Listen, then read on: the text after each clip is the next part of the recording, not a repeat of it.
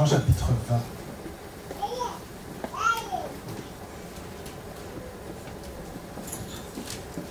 À partir du verset 19.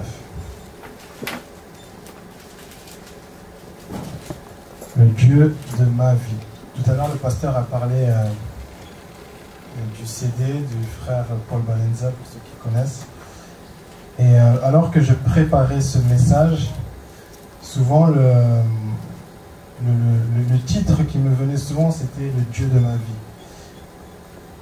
Et je faisais le lien en fait avec le CD d'un artiste chrétien, pour ceux qui connaissent Michel Bakenda, qui a intitulé son album Le Dieu de ma vie. Et je ne sais pas pourquoi, moi j'étais dans le message, mais souvent il y a ce titre qui revenait et l'album. Alors je connais quelques chants d'album, quelques chansons, et je me suis dit je vais quand même prendre le temps d'écouter l'album.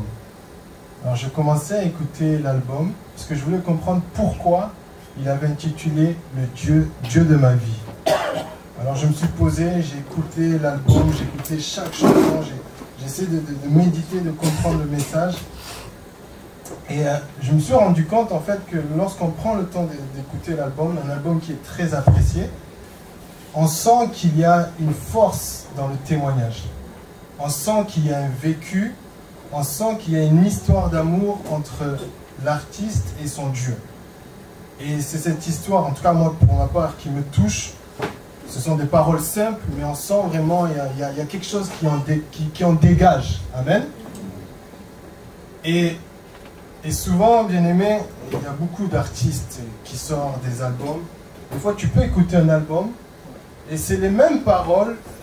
On a cité les différents noms de Dieu, les noms sont cités, les attributs de Dieu sont cités, mais tu ne sens pas forcément que ça te touche. Ça te parle, ça t'instruit, mais ça ne te touche pas. Mais il y a d'autres albums, d'autres artistes que quand tu l'écoutes, en tout cas, ça t'amène dans une profondeur. Amen. Et c'est là où j'ai compris qu'il y avait une différence entre un adorateur et un artiste. L'adorateur touche les cœurs, l'artiste touche l'argent. C'est différent. Amen. Et ça m'a rappelé, bien aimé, une autre histoire. Une histoire que j'avais entendue aux États-Unis. C'était l'histoire d'un comédien, un humoriste américain, et qui avait fait son spectacle à guichet fermé. Il y avait du monde, il était quand même assez connu. Et dans son sketch, il touche un peu à tous les clichés de la société. Il parle également de la religion. Et alors qu'il parlait de la religion, et il avait donné un défi à son public en disant, dans la partie religion, il disait, je vais vous lancer un défi. Combien connaissent des versets de la Bible? Il dit, moi, il y a des versets que j'aime beaucoup, c'est le psaume 23. Et le défi que je vais vous donner, du moins celui qui veut relever le défi, c'est de réciter le psaume 23 avec le plus d'intensité et d'émotion possible. Donc là, il s'adresse, il est dans son show, dans son sketch, et il s'adresse aux gens publics. Il disait, je lance un défi, c'est de réciter le psaume 23, on connaît le psaume 23, l'Éternel est mon berger, je ne manquerai de rien, avec le plus d'intensité et le plus d'émotion possible. Alors lui, il commence à réciter le psaume 23, et il met toute son énergie, il met toute son émotion, tous ses sentiments, et vraiment, donc il se donne à fond. Et il y a quelques personnes dans le public qui, comme ont les yeux qui brillent, et qui commencent à acclamer. Il commence à acclamer tellement c'était vraiment... C'est comme s'il avait transmis une émotion. Il commence à acclamer.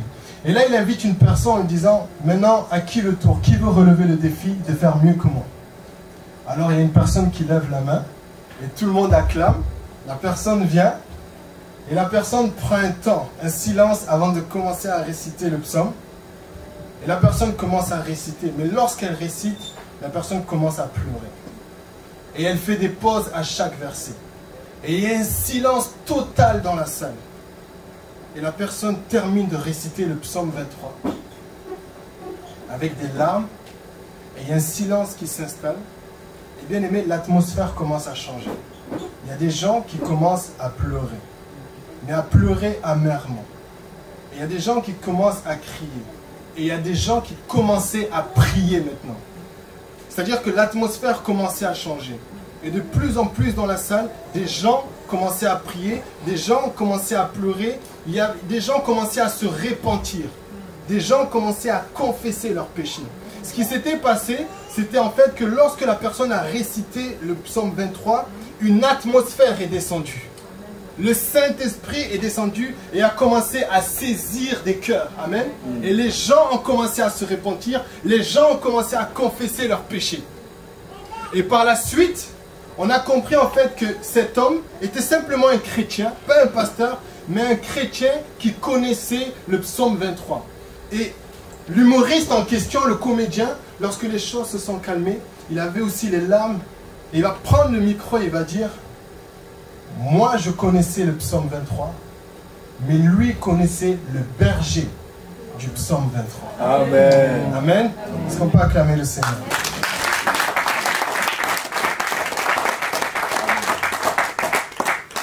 Le Dieu de ma vie. Nous allons lire ensemble dans Jean chapitre 20 à partir du verset 19. Le soir de ce jour, qui était le premier de la semaine, les portes du lieu où se trouvaient les disciples étant fermées à cause de la crainte qu'ils avaient des Juifs, Jésus vint, se présenta au milieu d'eux et leur dit: la paix soit avec vous. Et quand il eut dit cela, il leur montra ses mains et son côté. Les disciples furent dans la joie en voyant le Seigneur. Jésus leur dit de nouveau: la paix soit avec vous. Comme le Père m'a envoyé, moi aussi je vous envoie. Après ces paroles, il souffla sur eux et leur dit: recevez le Saint-Esprit. Ceux à qui vous pardonnerez les péchés, ils leur seront pardonnés. Et ceux à qui vous les retiendrez, ils leur seront retenus. Thomas, appelé Didyme, l'un des 12, n'était pas avec eux lorsque Jésus vint. Les autres disciples lui dirent donc: nous avons vu le Seigneur. Mais il leur dit: si je ne vois dans ses mains la marque des clous, et si je ne mets mon doigt dans la marque des clous, et si je ne mets ma main dans son côté, je ne croirai point. Amen. On continue. Verset 26. 8 jours après, les disciples de Jésus étaient de nouveau dans la maison et Thomas se trouvait avec eux. Jésus vint, les portes étant fermées, se présenta au milieu d'eux et dit: la paix soit avec vous. Puis il dit à Thomas: avance ici ton doigt et regarde mes mains. Avance aussi ta main et mets-la dans mon côté. Et ne sois pas incrédule, mais crois. Thomas lui répondit: mon Seigneur et mon Dieu. Alléluia. Amen. Nous allons lire un autre passage dans Lévitique. Lévitique, chapitre 6. Alors nous avons, c'est au tout début, nous avons Genèse, Exode et ensuite Lévitique.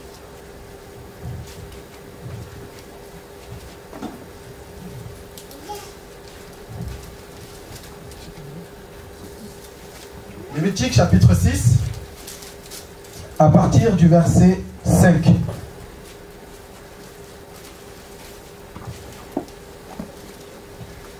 Je lis la parole du Seigneur.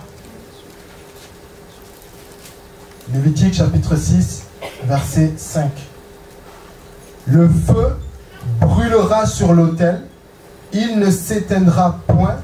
Chaque matin, le sacrificateur y allumera du bois, arrangera l'holocauste et brûlera la graisse des sacrifices d'action de grâce. Le feu brûlera continuellement sur l'autel, il ne s'éteindra point. Amen. Amen. Le Dieu de ma vie.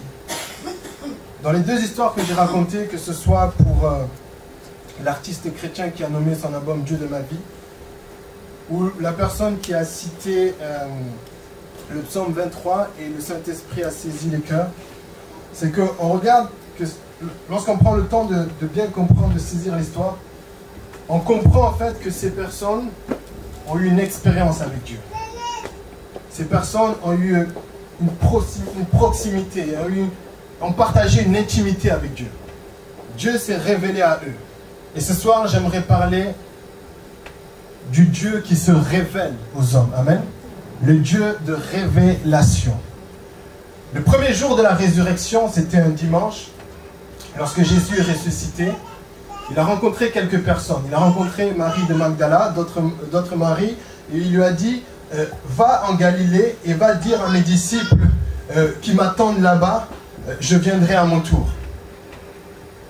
Alors Jésus, le soir, la Bible nous dit que les disciples étaient dans une maison, les portes étaient fermées. Mais Jésus fait une apparition en plein milieu. Amen. La Bible nous dit qu'il n'a pas toqué par la porte, il n'est pas passé par la porte, juste, il est apparu tout simplement. Il s'est présenté au milieu d'eux. Et lorsque Jésus s'est présenté, la première parole qu'il a dite, c'est que la paix soit avec vous. Et ensuite, après avoir dit cette parole, Jésus a étendu ses mains, a montré ses mains, et a montré son côté. Il a voulu montrer en fait les marques des clous lorsqu'il a été crucifié, également son côté parce qu'il avait été percé par un soldat.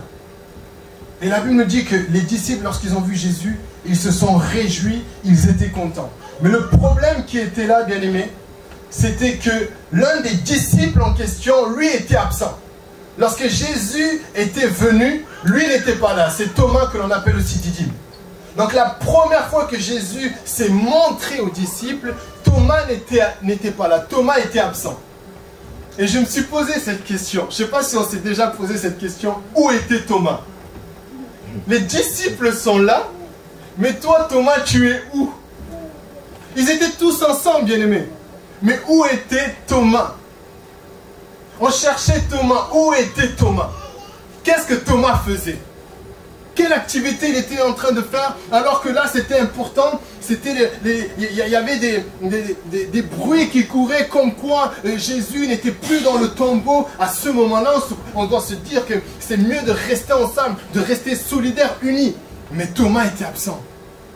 Où était Thomas? Where is Thomas? Et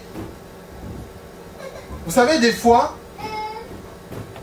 il y a des personnes qui, au lieu d'être au bon endroit, elles sont pas là, elles sont absentes. Au lieu d'être à des moments où de saisir d'opportunités, il y a des personnes, ils ne sont pas là. On ne sait pas où ils sont. Et donc, c'est comme si elles ratent certaines occasions. Amen. Ce qui fait que lorsque Thomas maintenant est venu, la Bible nous dit que les disciples se sont pressés de venir le voir et dire, on a vu Jésus, on a vu Jésus, on a vu le Seigneur, il est ressuscité. Thomas, il était comme ça, il mangeait du pain, du poisson, on pensait que c'était un démon, un esprit, mais non, il était Thomas.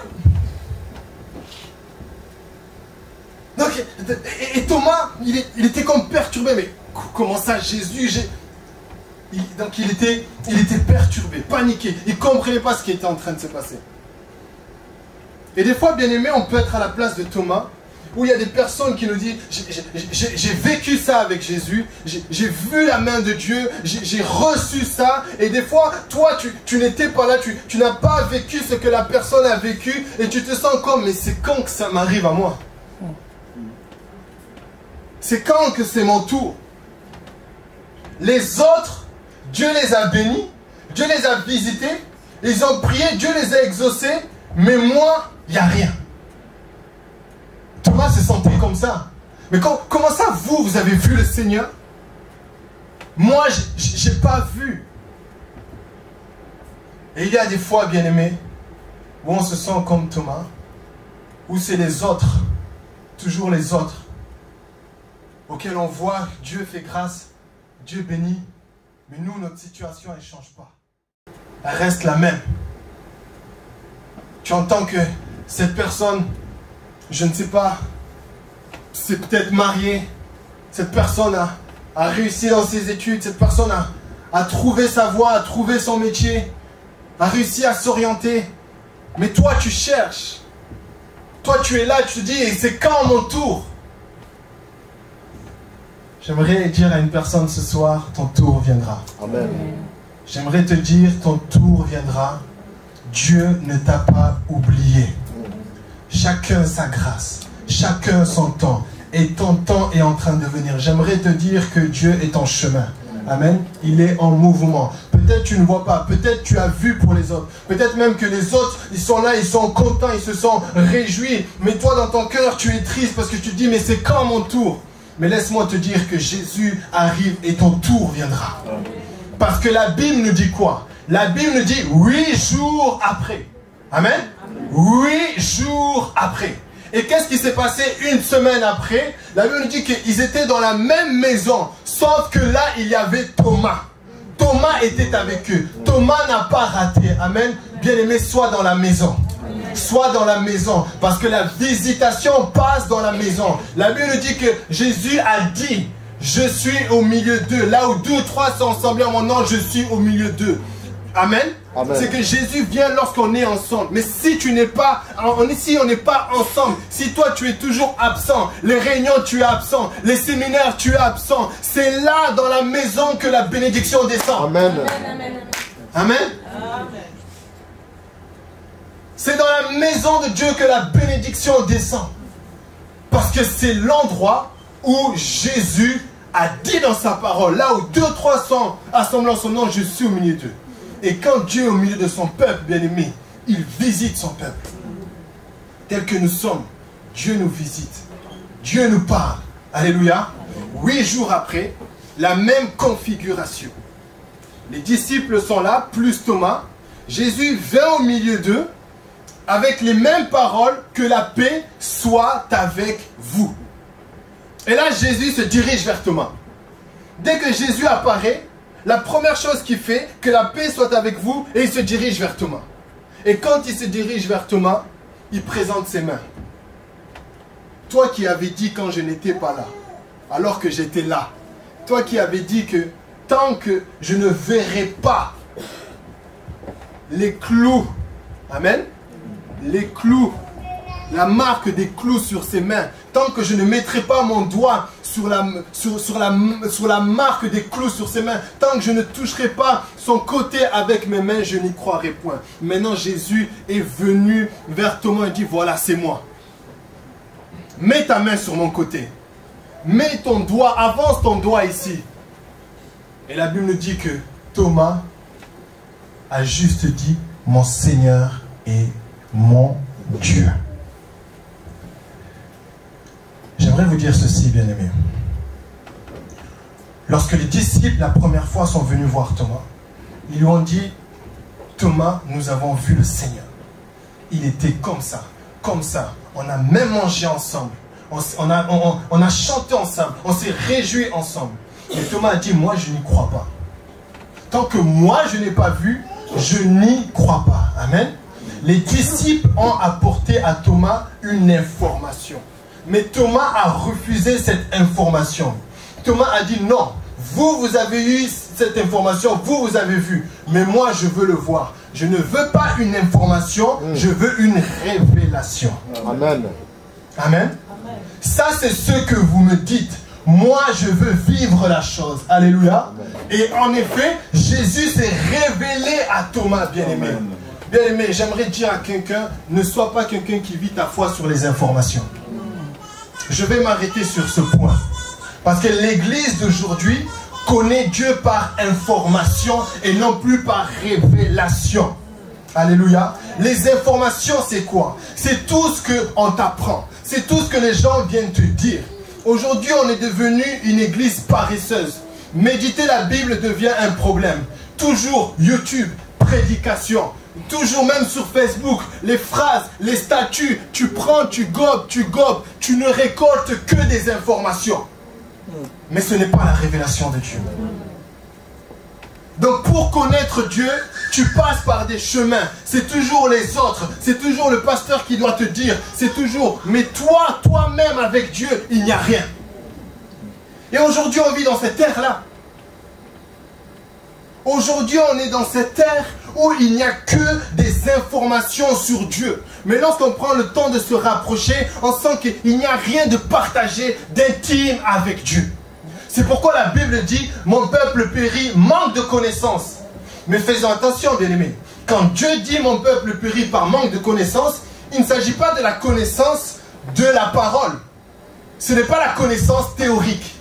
Le mot connaissance, lorsque vous le prenez dans sa racine hébraïque, hébreu, c'est le même mot lorsque la Bible nous dit Adam connut Ève. Amen. Lorsque la Bible nous dit Adam connut Ève, connu, le connaître, c'est le même mot lorsqu'il est écrit connaissance. Cela veut dire quoi? Quand la Bible nous dit Adam connut Ève, c'est-à-dire qu'il y a eu un rapport d'intimité avec eux. Amen. Adam a partagé quelque chose d'intime avec sa femme. Maintenant, lorsque Dieu dit mon peuple périt par manque de connaissance, cette connaissance-là, ce n'est pas les connaissances, les choses que tu connais de Dieu. Non, il est en train de dire mon peuple périt parce qu'il n'est pas intime avec moi, parce qu'il n'est pas attaché à moi, parce qu'il ne me connaît pas, parce qu'il ne partage pas de relation avec moi. Il préfère se prosterner, adorer d'autres dieux, mais il ne m'adore pas, il ne me connaît pas, il n'y a pas d'intimité. Parce que l'humoriste connaît le psaume 23. Amen. Et il y a des personnes, ils connaissent Jean 3,16. Ils connaissent Hébreux 11. Mais est-ce qu'ils ont vécu Jean 3,16? Or, la foi est une ferme assurance des choses qu'on espère. Oui, dans la bouche, oui. Mais est-ce que tu as déjà expérimenté la définition de la foi? Des informations partout, partout, partout. Aujourd'hui, c'est que ça. Vous allez sur WhatsApp, on va vous envoyer des messages, beaucoup de choses. C'est bien, je ne dis pas que c'est mauvais, c'est bien. Mais l'essentiel n'est pas là, bien-aimé. Dieu ne veut pas communiquer avec toi à travers des outils, à travers des choses. Dieu veut communiquer avec toi de cœur à cœur. Alléluia. Tu dois passer de l'information à la révélation. Thomas a dit non, non, non. Vous venez me dire des choses. Vous avez vu le Seigneur. Oui, ça c'est ce que vous me dites. Ça c'est une information. Mais moi je veux expérimenter. Moi également je veux voir. Moi aussi je veux que Jésus se révèle à moi. Et tant que je n'aurai pas vu les clous, la marque des clous sur ses mains, tant que je n'aurai pas mis sur mon côté, je ne croirai point. Et on doit se faire violence. Dans la vie chrétienne, il faut se faire violence avec Dieu. Seigneur, dans cette situation, je veux que tu te révèles à moi. Pas seulement que j'entends, mais que tu te révèles à moi. Et il y a des personnes dans la Bible, bien aimées. Je prends l'exemple de Job. Job connaissait Dieu, mais de manière intellectuelle, théorique. Il disait beaucoup, oui, Dieu est ceci, mon Rédempteur vit. Mais lorsque Dieu s'est montré à lui dans la tapette, vous savez qu'est-ce qu'il a dit? Mon oreille avait entendu parler de toi, mais maintenant mon œil t'a vu. Amen. Niveau, bien-aimé. Rien à voir. Toute la connaissance intellectuelle qu'il avait, donc tout s'était écroulé. Quand Dieu s'est révélé à lui, il a dit non, je pensais te connaître, mais en réalité je ne te connaissais pas. Et il y a des gens, vous connaissez des choses sur Dieu, des informations sur Dieu, mais en réalité vous ne le connaissez pas. Parce que vous ne partagez rien avec lui. Et Dieu veut se révéler. Dieu veut se montrer.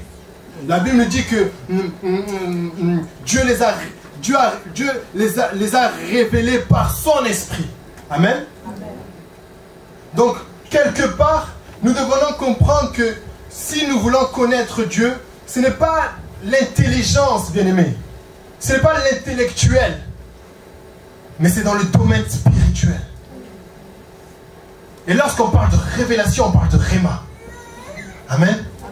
C'est la manière dont Dieu se fait connaître à toi. Je veux que Dieu puisse se révéler à moi. Mais aujourd'hui, c'est théorique. C'est mécanique. Alléluia. On chante le nom de Dieu, Jéhovah Jireh. Mais tu ne connaîtras jamais vraiment qui est Jéhovah Jireh tant que tu n'as pas été dans le besoin et que Dieu a pourvu. Tu ne connaîtras jamais qui est vraiment Jéhovah Rapha tant que tu n'as pas été malade et que Dieu t'a guéri. C'est pourquoi lorsqu'on lit les psaumes de David, vous savez, le psaume de David, c'est le livre des états d'âme qui retranscrit tous les sentiments des êtres humains. Mais c'est lorsque tu vis une situation et que tu vois que le verset te parle, bien aimé, que là tu comprends le verset. Tu comprends toute sa profondeur. Et la personne qui récitait, la deuxième personne qui avait récité le psaume 23, où l'onction a coulé, c'est quelqu'un qui dans sa vie en fait avait expérimenté chacune de ces paroles-là. Donc quand il lisait le psaume, c'est comme s'il retraçait sa vie, ce que Dieu avait fait avec lui. Quand il était dans la galère, il dit, Seigneur, quand j'étais dans le chemin, dans la vallée de l'ombre de la mort, il se rappelle quand il était là. Il se rappelle ce que Dieu avait fait pour lui. Il se rappelle comment Dieu s'était montré à lui. Il se rappelle comment Dieu s'était révélé à lui.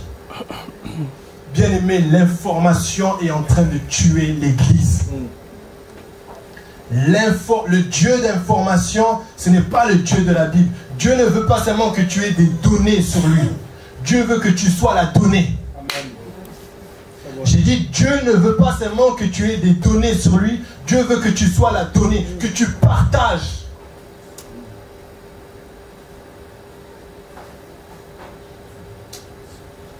On le voit bien aujourd'hui. Tu vas voir ton portable. Tu vas sur une application WhatsApp en ligne. Il y a 2 minutes, 5 minutes, 20 minutes. Mais rappelle-toi le temps où tu as pris la parole et tu as médité. Il y a 2 ans. J'exagère un peu. Mais cela doit nous parler. La dernière fois, il n'y a pas longtemps, le dernier mariage, je me souviens, pratiquement toute l'église était impliquée dans la préparation du mariage. Et une sœur a envoyé un message en me disant, l'étude biblique, personne. Mais après l'étude biblique, des gens étaient là. Avant l'étude biblique, des gens étaient là. Pour la préparation du mariage. C'est bien. Mais ce n'est pas ça qui va vous sauver. C'est pas ça qui va vous transformer. C'est pas ça qui va vous changer. Et aujourd'hui, on est en train de prioriser des choses dans notre vie chrétienne qui en réalité ne sont pas utiles. Qui en réalité n'édifient pas. Parce que la chose qui édifie, bien aimé, c'est la révélation. C'est la révélation. Et nous devons passer de l'information à la révélation. Pourquoi? Parce que lorsque Jésus s'est révélé à Thomas, regarde Thomas. Vous savez ce qu'a dit Thomas? Mon Seigneur et mon Dieu. Amen.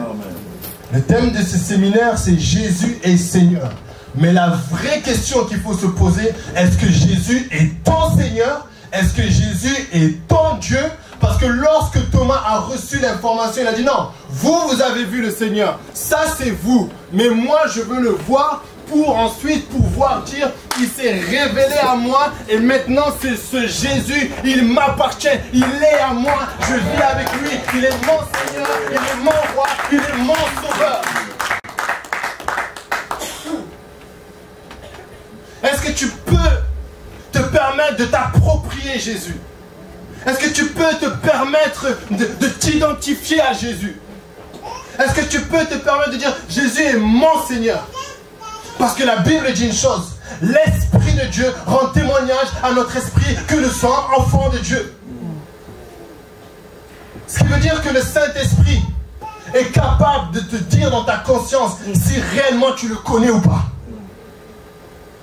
Et la seule condition, c'est s'il s'est révélé à toi. Est-ce que Dieu s'est révélé à toi? Est-ce que tu le connais? Est-ce qu'il y a une histoire avec Dieu? Le Dieu de ma vie. Qu'en est-il de l'amour que Dieu a mis en toi? Avant, tu avais l'amour. Venir à l'église, faire les choses pour Dieu. Donner même. C'était rien pour toi. Mais aujourd'hui, ça devient compliqué. C'est des raisonnements, c'est des questions. C'est des oublis, c'est de la négligence, c'est de la paresse.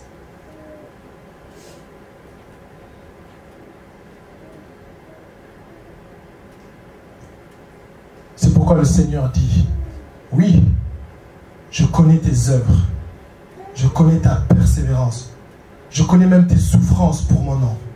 Je sais tout ce que tu as fait, mais ce que j'ai contre toi, c'est que tu as oublié ton premier amour. Et il y a beaucoup dans l'église, bien-aimés, bien qu'ils servent Dieu, bien qu'ils sont là, mais le premier amour n'y est plus. La flamme est toute petite. Et au lieu de vivre dans cette flamme, tu commences à vivre sur les cendres, à faire les choses mécaniquement. Tu commences à faire les choses par information, mais il n'y a plus de révélation. Il n'y a plus de réma. C'est simplement de la théorie. Et tu es vide, tu es vide. Au-dedans de toi, tu sais que tu es vide. Quelle est la dernière fois où Dieu s'est révélé, où Dieu t'a parlé? Chaque matin, le sacrificateur prendra du bois et l'ajoutera au feu, de sorte que le feu ne s'éteigne point. À quel niveau est ton feu? Et cette flamme?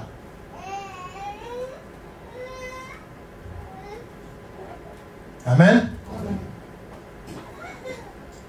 Ne soyons pas des bois usés, des bois fatigués, des bois comme si on est vers la fin. Non, soyons un bois neuf. Parce que c'est le bois neuf qui fait raviver la flamme. Et le bois, bien-aimé, c'est la révélation. Lorsque Dieu se révèle à toi, Dieu renouvelle quelque chose en toi. Renouvelle un engagement. Renouvelle ta passion. Renouvelle ta passion même de la parole de Dieu. Est-ce que tu méditais la parole comme tu l'as médité auparavant? Un bois neuf. Mais la Bible dit, faute de bois, le feu s'éteint. Parce qu'on ne veut plus le nouveau bois de Dieu. On reste sur ce bois ancien usé. Mais qui va, bien aimer, se fondre, se dégrader, devenir comme de la cendre. Mais chaque matin, le sacrificateur ajoutait un bois neuf. Alléluia. Que le feu ne s'éteigne point. Et quand la Bible dit n'éteignez pas l'esprit, c'est que l'esprit peut s'éteindre. Mais que le feu ne s'éteigne point.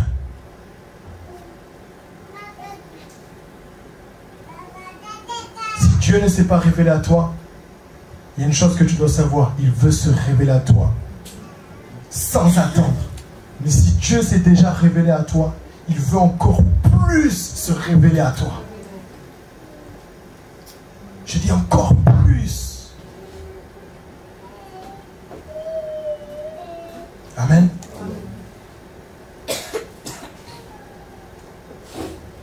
Et la question qu'on doit se poser, comment Dieu peut se révéler à nous? Ok, oui, Dieu doit se révéler. Mais comment maintenant Dieu doit se révéler à nous? La Bible nous parle d'un serviteur, Samuel. Samuel qui était jeune.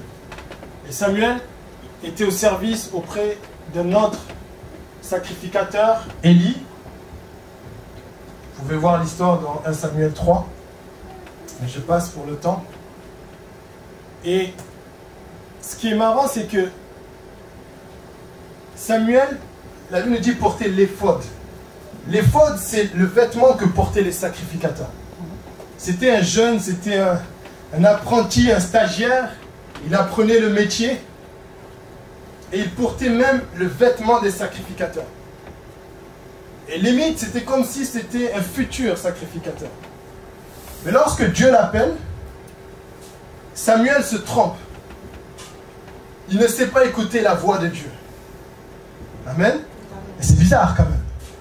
Parce que la Bible nous dit que Samuel servait l'Éternel. Mais lorsqu'on lit, la Bible nous dit que Samuel ne sait même pas entendre la voix de Dieu. Il ne connaît pas Dieu. Mais il servait Dieu. Mais il ne connaît... Non, il y a un contraste, il y a un problème. Il sert Dieu, mais il ne connaît pas Dieu. Il sert Dieu, mais il ne connaît pas Dieu. Ah, parce que maintenant on peut servir un Dieu qu'on ne connaît pas. Le Dieu de l'information. Amen. Amen. Et Élie est l'image de l'Église d'aujourd'hui. Parce que la Bible nous dit qu'Élie était avancé en âge. Et il commençait à être aveugle. Il ne voyait rien. Et l'Église aujourd'hui ne voit pas ce qu'elle est en train de faire. Vous savez qu'est-ce que fait l'Église d'aujourd'hui? Elle va prendre des Samuel en qui elle voit un potentiel. elles vont le mettre dans le service et le ministère, mais ils ne connaissent pas Dieu. Ah, c'est vrai.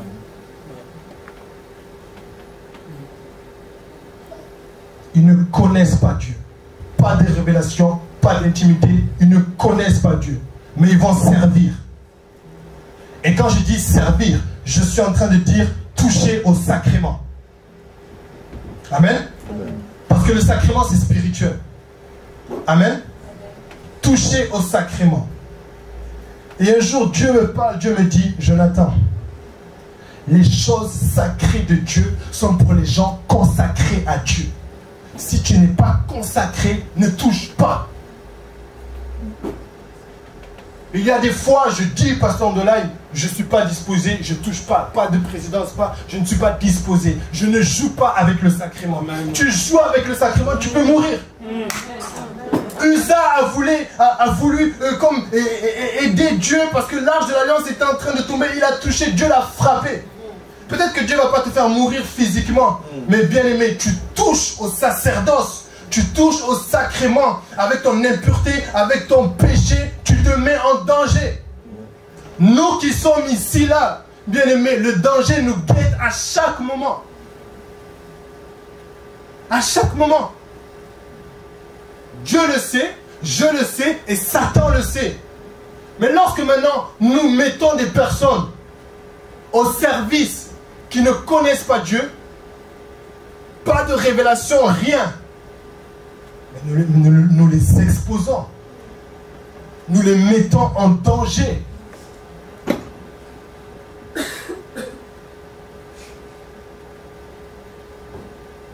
Et encore pire quand ces personnes ne sont pas baptisées. Là, c'est le comble.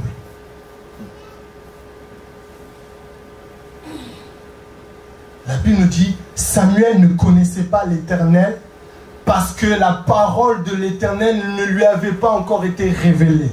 Oh. C'est-à-dire, il ne connaissait pas Dieu parce que la parole de Dieu ne lui avait pas encore été révélée. Amen. Donc, il ne connaissait pas Dieu parce qu'il n'y avait pas eu de la révélation de sa parole. Mais qui est la parole? Qui est la parole? Ce qui veut dire que pour connaître le Père, il faut que tu passes par Jésus. Et il n'y a rien de nouveau sous le soleil. Nous le connaissons. Nul ne vient au Père que par moi.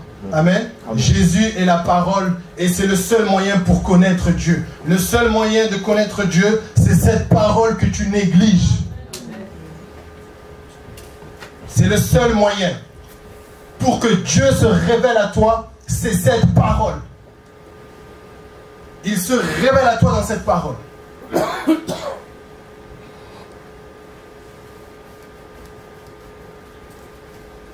Je viens te rappeler l'importance de la relation avec la parole de Dieu. Et c'est ce que Dieu m'a dit récemment. Jonathan, tu as oublié ton premier amour. Moi, quand j'ai commencé, j'étais amoureux de la... J'étais pas trop prière. J'étais plus parole. Et des fois, quand tu es là, tu prêches, tu prépares les messages, mais tu oublies ta vie de méditation quotidienne. J'ai plus la place. Et si tu continues comme ça, je vais ôter le chant. Ce que j'ai mis en toi, je veux le ôter. Je suis revenu.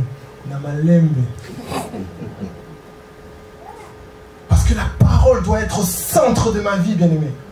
C'est la seule moyen comment Dieu se... Et depuis que je médite, je prépare pas, c'est pas un message. Je viens dans la présence de Dieu. Seigneur, parle-moi.